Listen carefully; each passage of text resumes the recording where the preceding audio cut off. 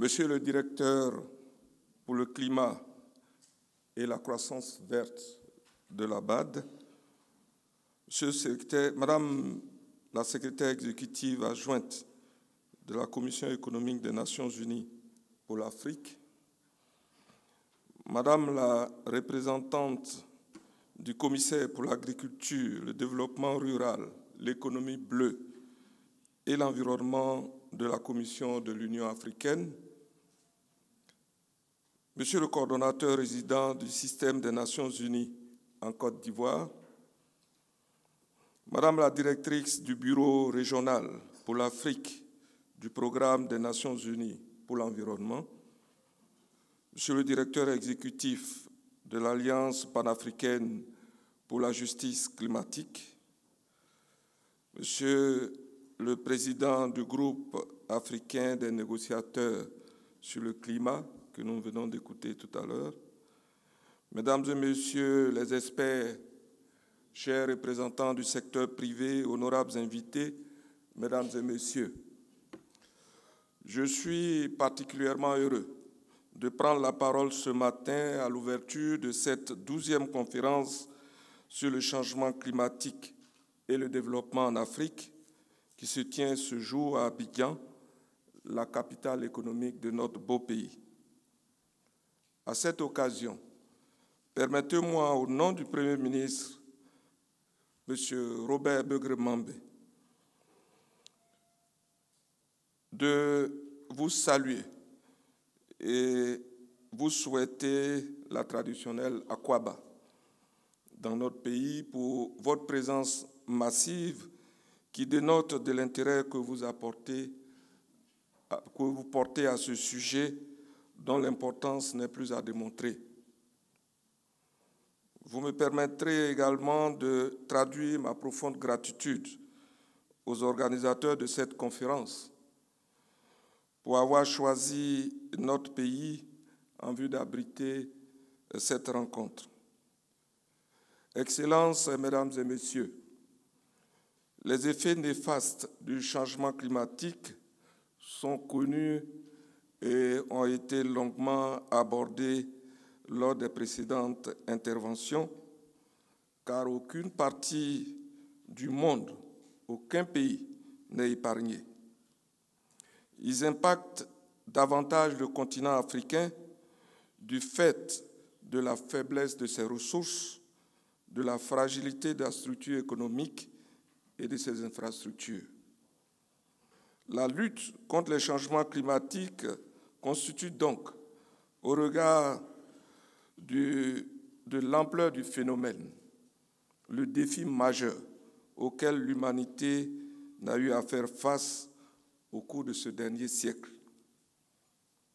Face à cette situation, la prise de conscience de plus en plus grandissante a amené la communauté climatique internationale, lors de l'accord de Paris, à adopter des recommandations contraignantes visant à maintenir le réchauffement de la planète en dessous de 2 degrés Celsius d'ici la fin du siècle. Les pays riches et polluants ont également fait la promesse d'octroyer aux pays du Sud 100 milliards de dollars annuellement pour financer la lutte contre le changement climatique et renforcer la résilience des pays pauvres. Excellences, Mesdames et Messieurs, à l'heure du bilan, les fruits n'ont pas tenu la promesse des fleurs et le soutien réel des pays développés est demeuré bien inférieur à ce que les chiffres officiels laissent penser, abîmant ainsi la confiance internationale et les chances de succès des négociations climatiques et compromettant par la même occasion la mise en œuvre des engagements climatiques contenus dans nos CDN. Excellences, Mesdames et Messieurs, je voudrais rappeler que l'Afrique émet moins de 4% des émissions totales de gaz à effet de serre au niveau mondial et cependant, elle est la plus impactée par les conséquences néfastes du changement climatique. la question de l'adaptation aux effets néfastes est donc une préoccupation majeure et la question du financement un souci de premier plan. C'est pourquoi la tenue de cette conférence et surtout le thème qui a été retenu, c'est-à-dire financer l'adaptation au climat et la résilience de l'Afrique, ainsi que la qualité des experts ici réunis pour réfléchir sur cette thématique, constitue un réel motif d'espoir. Cette espérance se fonde sur les objectifs spécifiques que vous vous êtes fixés d'atteindre à l'issue de cette conférence. Il s'agit d'harmoniser les priorités africaines et ses implications et produire des contributions solides conformément aux résultats du premier bilan mondial.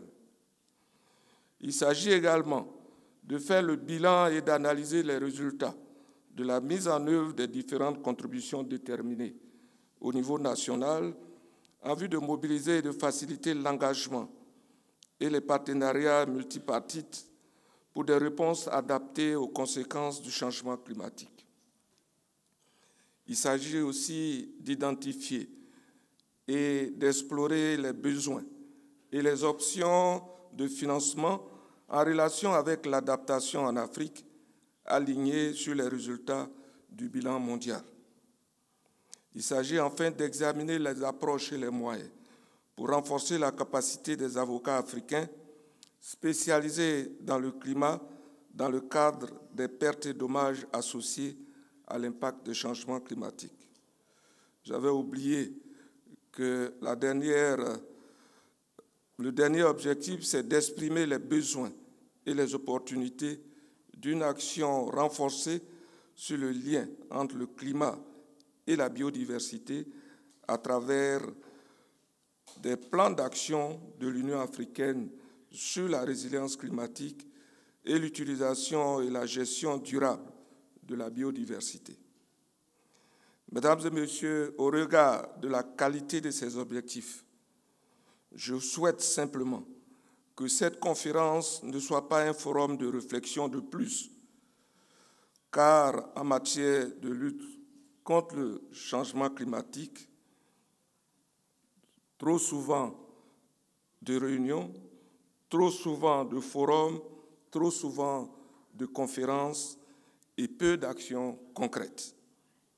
Je souhaite que cette conférence aboutisse sur des recommandations concrètes, exploitables, qui amélioreront ou alimenteront la participation de l'Afrique aux différentes échéances à venir, notamment la COP29 sur le climat, la COP16 sur la désertification et la sécheresse et la COP16 sur la biodiversité.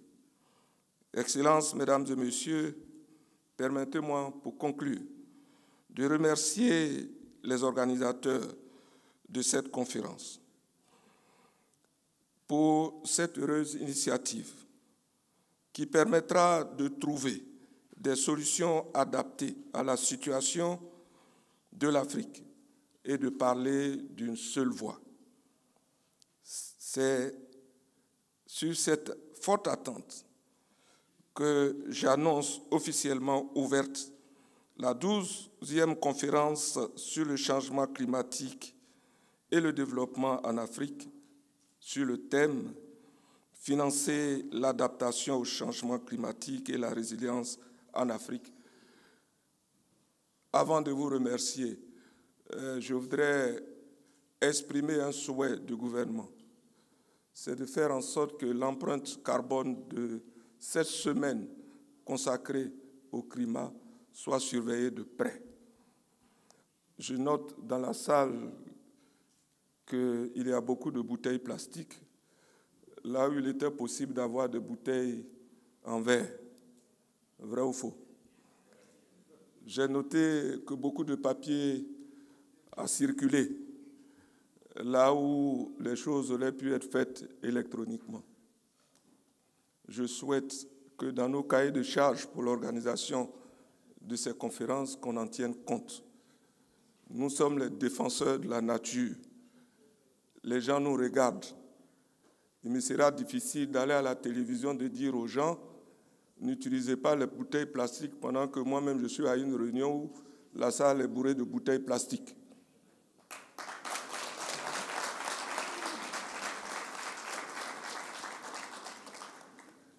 Là où il est possible de se déplacer en transport, je ne dirais pas en commun, mais en transport collectif, faisons l'effort de le faire.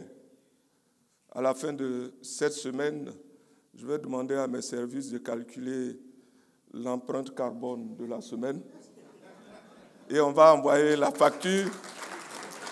On va envoyer la facture à l'UNEP.